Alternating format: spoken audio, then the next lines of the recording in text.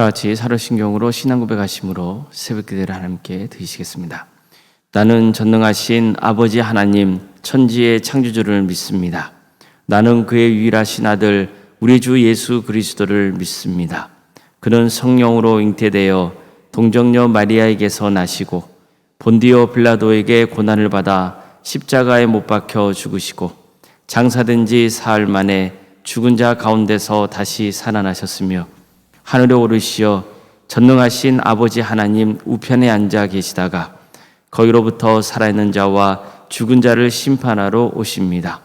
나는 성령을 믿으며 거룩한 공교회와 성도의 교제와 죄를 용서받는 것과 몸의 부활과 영생을 믿습니다. 아멘.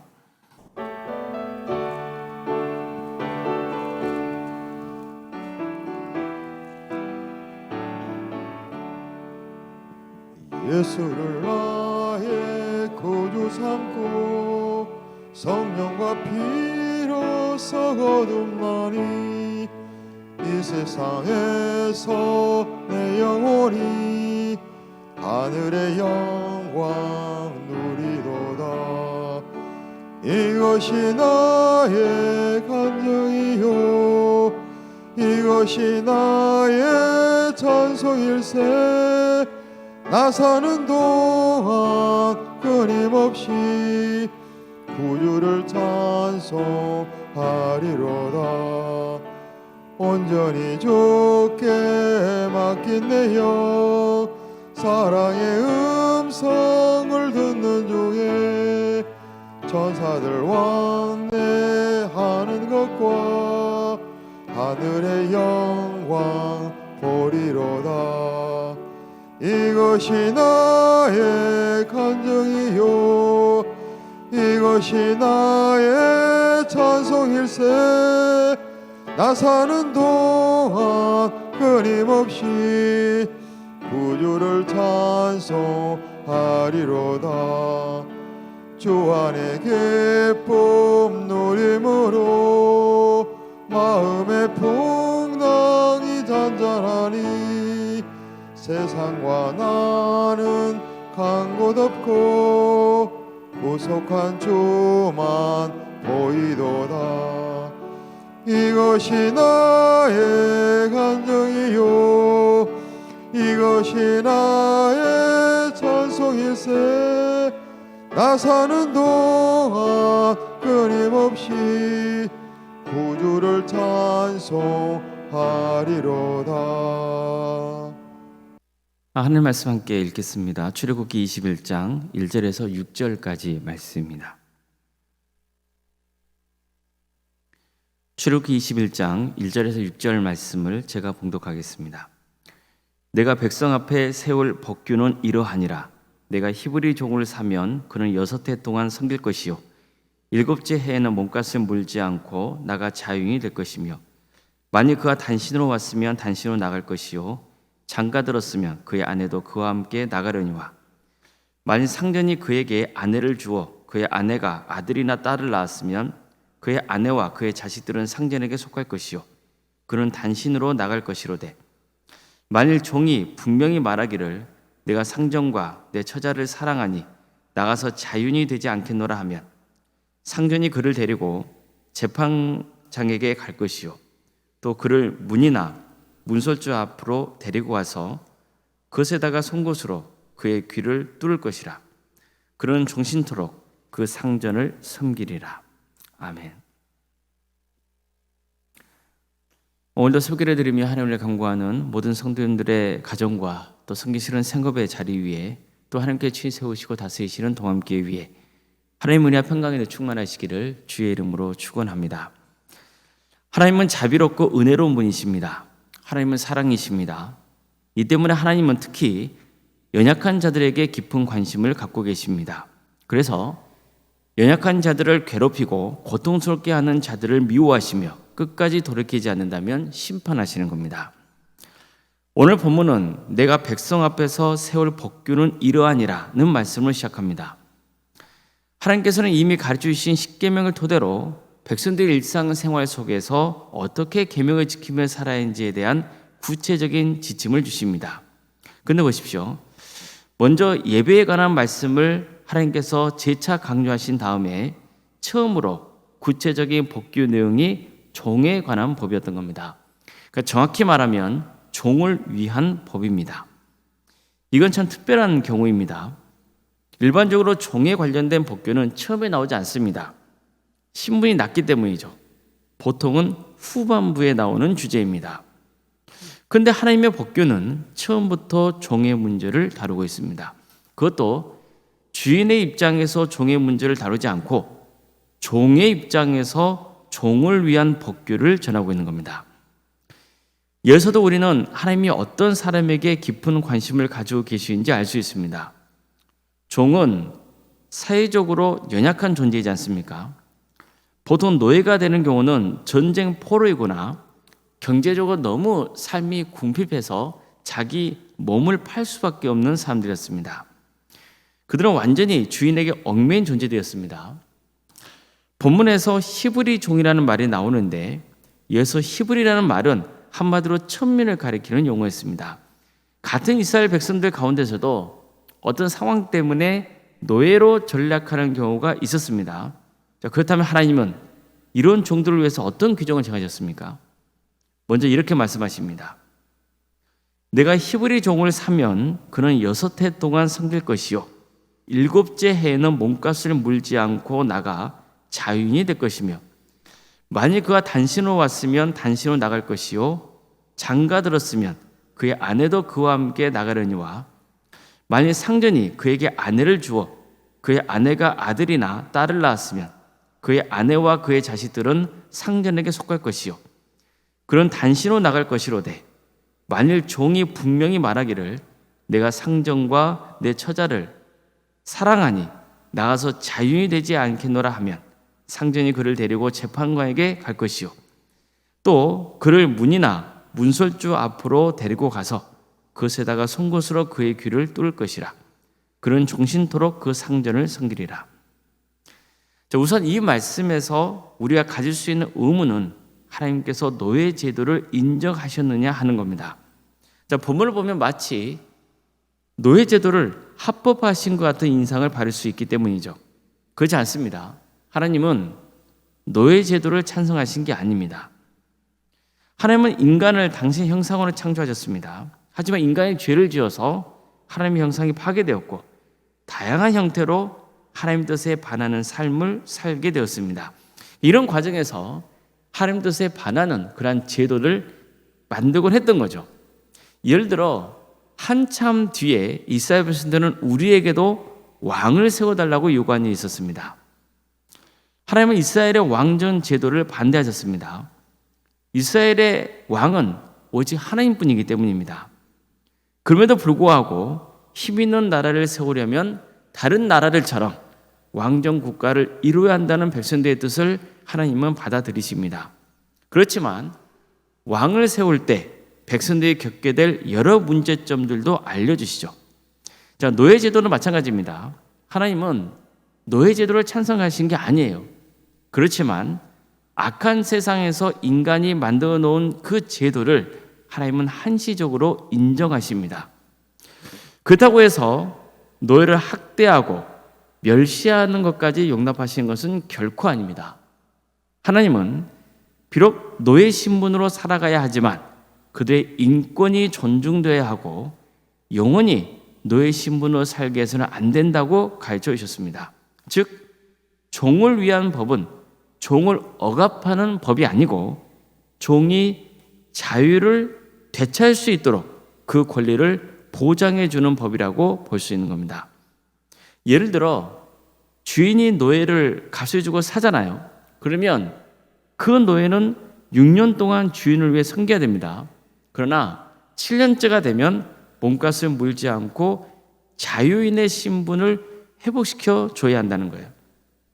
이처럼 종에게 자유인이 될 수 있는 기회를 주도록 명했던 겁니다.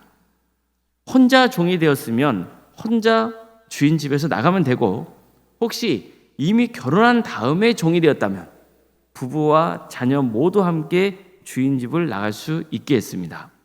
단 주인이 그에게 아내를 줘서 그 아내가 자식을 낳았다면 그 아내와 자식들은 주인의 것이기 때문에 주인 집을 떠나려면 혼자 떠나야 한다고 말씀하셨습니다.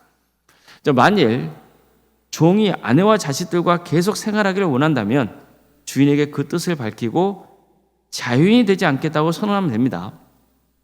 그러면 주인은 그를 데리고 재판관에게 가서 사실관계를 확인한 다음에 종의 귀에 구멍을 뚫게 했습니다. 그런 다음 종신토록 그 주인을 섬기게 했던 거죠. 이처럼 종은 주인 집에 머물 수도 있었습니다. 그러니까 자유보다는 경제적인 안정을 택할 기회도 주는 것이고 또 자유보다 가족을 택할 기회도 주는 거죠. 물론 논쟁의 여지는 있습니다. 하지만 어쨌든 당시 노예제도 아래에서 그래도 노예들의 인권과 안정을 보장해주는 제도인 것만은 분명합니다. 사람들이 노예로 사는 것은 대부분 빚을 졌기 때문입니다. 너무 가난해서 빚을 갚을 방법이 없기 때문에 몸이라도 판 거예요. 그래서 노예 신분으로 살았던 사람들은 자유도 중요했지만 경제적인 안정도 이해 못지않게 중요했습니다. 가족도 중요하죠. 사실 경제적인 면이 어느 정도 받쳐주지 못하면 자유를 누릴 수도 없지 않습니까? 그래서 하나님께서는 노예가 자유인이 돼서 주인의 집을 떠날 수 있는 기회로 주신 것이고 동시에 경제적인 안정 또 가정을 지키기 위해서 주인의 집에 계속 남아서 살 수 있는 기회로 주신 거예요.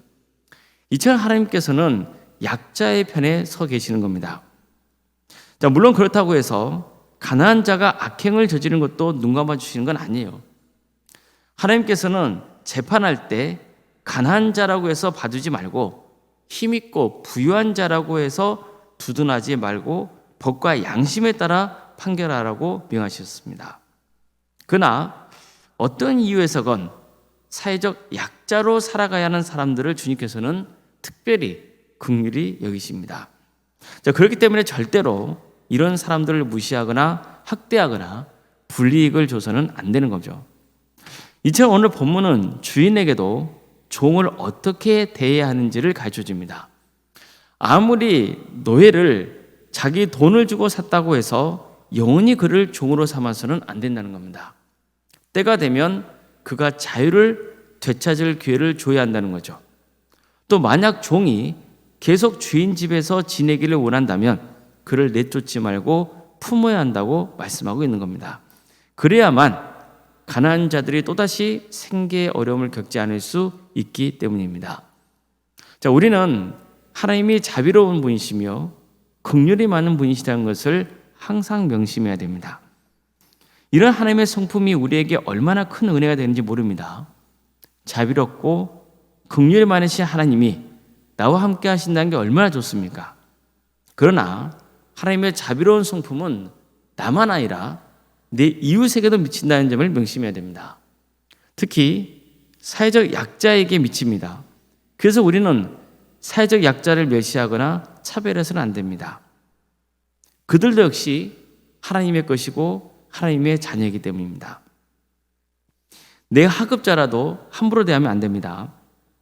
물론 가르쳐야 할 것은 분명히 가르쳐야 하고 단호하게 대처해야 할 때가 있습니다. 그러나 이것조차도 상대방을 존중하고 그가 더 잘 되기를 바라는 마음으로 해야 됩니다. 무시하는 마음으로 하면 안 되는 겁니다. 이 사람은 내 종이라고 생각해서 대해서는 안 되고 나와 같은 인격체로 대해야 하는 겁니다. 항상 하나님은 자비롭고 은혜로우시며 긍휼이 차고 넘치는 분이라는 것을 기억하고 이런 하나님의 성품을 닮아갈 수 있기를 바랍니다. 내가 사회적 약자라면 하나님이 얼마나 나를 사랑하시며 긍휼히 계시는지를 꼭 기억하시길 바랍니다. 내가 강한 자리에 있다면 절대로 군림하려 하지 말고 항상 약자의 편에 서서 생각하며 도와줘야 됩니다. 그래서 우리 성도님들이 거하는 자리에 하나님의 위로와 긍휼과 은혜가 차고 넘치기를 주님의 이름으로 축복합니다. 하루를 해주시고 또 하나님의 은혜 속에 살아갈 수 있도록 인도해 주셔서 감사드립니다. 하나님은 은혜로우시며 자비로우시고 긍휼이 많으신 분입니다. 이런 하나님의 성품이 있기에 우리에게는 소망이 있으며 큰 위로가 됩니다. 그러나 동시에 우리도 하나님의 성품을 닮아서 이웃을 인격적으로 대하고 차별하거나 멸시하지 않고 품어줄 수 있는 삶의 길을 갈 수 있도록 인도하여 주시옵소서. 때로는 이런 일들 때문에 손해를 보는 한이 있다 할지라도 하나님의 성품을 닮아가고 세상에 선한 영향을 끼치는 성도의 길을 갈 수 있도록 주께서 함께하여 주시옵소서. 하나님 아버지, 우리에게 도함교회를 주시고 하나님의 은혜 속에서 우리 성도들이 함께 모여 주님을 예배하며 사랑을 나누고 하나님 나라를 위해서 선교할 수 있도록 인도하심에 감사드립니다. 하나님께서 도함교회를 주관하시고 다스리신 줄 믿습니다. 우리 도함교회도 은혜롭고 자비로우신 그 하나님의 성품을 닮아가는 성도들로 차고 넘칠 수 있도록 인도하여 주시옵소서. 혹시 사회적인 약자가 상처받거나 시험에 들지 않도록 주님께서 긍휼해 주시고 항상 우리도 성도들을 대할 때 그리고 이웃을 대할 때 인격적으로 대하며 멸시하거나 차별하지 않도록 우리의 마음을 주장하여 주시옵소서. 사랑의 하나님, 유치원 질병 가운데 고통당하고 있는 성도들이 있습니다. 위암으로 또 유방암으로 또 혈액암과 자궁암으로 또 폐렴과 당뇨로 심부정증과 협신증으로 갑상선으로 소화비 장애와 공황장애로 또 난청으로 중독과 치매로 대상포진으로 또 포도막염으로 또 여러 장기의 이상으로 치료받고 있는 우리 성도들이 있습니다. 사고로 인해서 또 병원에서 입원치료를 받고 있고 또 수술을 앞두고 있는 성도들도 있사오니 주님 도와주시고 함께하여 주시옵소서. 치유하여 주시고 이들을 끝까지 구원으로 인도하여 주시옵소서. 객지에 나는 성도들을 주께서 기억하여 주시고 어디에 머물러 있건 하나님의 영광을 위해서 살아갈 수 있도록 인도하여 주시옵소서. 자녀 잉태를 바라는 가정들이 있습니다. 주님, 그 가정을 복되게 해주셔서 하나님 때의 자녀를 잉태케 인도하여 주시며 때가 또 자녀의 출산을 앞두고 있는 가정도 있사오니 은혜 가운데 잘 출산하여서 믿음의 가정으로 든든히 세워지는 역사가 있도록 인도하여 주시옵소서. 우리에게 주어진 자녀손들 그들에게 믿음 주시고 하나님께 주신 은사와 달란트로 교회와 세상을 온전히 섬길 수 있도록 인도하여 주시며 이들 통하여서 믿음의 가문이 이을 수 있도록 역사하여 주시옵소서. 치유과 결혼을 위해서 기도하고 있는 성들도 있사오니 주님께서 그들의 길을 열어주시며 또 성도들의 사업장과 직장을 잘 지켜주셔서 그것이 하나님의 영광이 드러나는 자리가 될 수 있도록 인도하여 주시옵소서. 교회, 학교, 또 구역 자치기관, 전도특공대, 또 중부기도 특공대, 동암지원센터와 사랑시단들 운영토 인도하시며 감사드립니다. 위에도 여러 부서 사역들을 또 감당할 수 있도록 이끌어 주셔서 감사드립니다. 이 모든 사역을 통하여서 오직 하나님의 영광이 드러나며 많은 영혼들이 주님께로 돌아오는 역사가 있도록 인도하여 주시옵소서. 교사교육을 앞두고 있습니다. 또 청년부 수련회가 예정되어 있고 또 부흥회를 하고자 합니다. 이 모든 사역 가운데 함께하여 주셔서 이 귀한 사역을 통하여 우리 성도의 신앙이 잘 자랄 수 있도록 인도하여 주시옵소서. 올림상가 사모님 성령 충만케 하여 주시며 평안의 축복을 보여주시며 믿음의 가정을 든든히 세워져가는 역사가 있도록 도와주시옵소서. 장로님, 안수 이사님, 또 권사님과 집사님, 교육자 모두에게 성령 충만케 하여 주시옵소서. 세상에 알 수 없는 평안의 축복 그들에게도 부어주시며 무엇보다도 주어진 직분을 잘 감당하여서 하나님께 칭찬받는 귀한 직분자가 될 수 있도록 도와주시옵소서. 우리에게서 드리는 모든 예배가 성령 충만한 예배가 될 수 있도록 도와주시옵소서. 많은 손들이 모여서 하나님의 예배할 때 하나님의 축복이 차고 넘치는 역사가 있도록 주께서 함께하여 주시옵소서. 이 나라의 하나님의 공의와 정의가 바로 세워지게 하여 주시고 억압받고는 북한 동포들이 하루속히 해방과 자유의 기쁨을 맛보게 해주시며 목회자들과 선교사들의 사역의 자리를 주께서 지켜주셔서 이들의 헌신을 통하여서 많은 구원의 열매가 맺어진 역사가 있도록 도와주시옵소서. 사랑의 주님, 오늘 하루도 주님의 은혜 속에 살아갑니다. 도와주시고 함께하여 주시옵소서. 모든 걸 주님께 의지하오며 살아계신 예수님의 이름으로 기도드리옵나이다. 아멘. 하늘에 계신 우리 아버지, 아버지의 이름을 거룩하게 하시며 아버지의 나라가 오게 하시며 아버지의 뜻이 하늘에서와 같이 땅에서도 이루어지게 하소서. 오늘 우리에게 일용할 양식을 주시고 우리가 우리에게 잘못한 사람을 용서하여 준 것 같이 우리 죄를 용서하여 주시고 우리를 시험에 빠지지 않게 하시고 악에서 구하소서. 나라와 권능과 영광이 영원히 아버지의 것입니다. 아멘.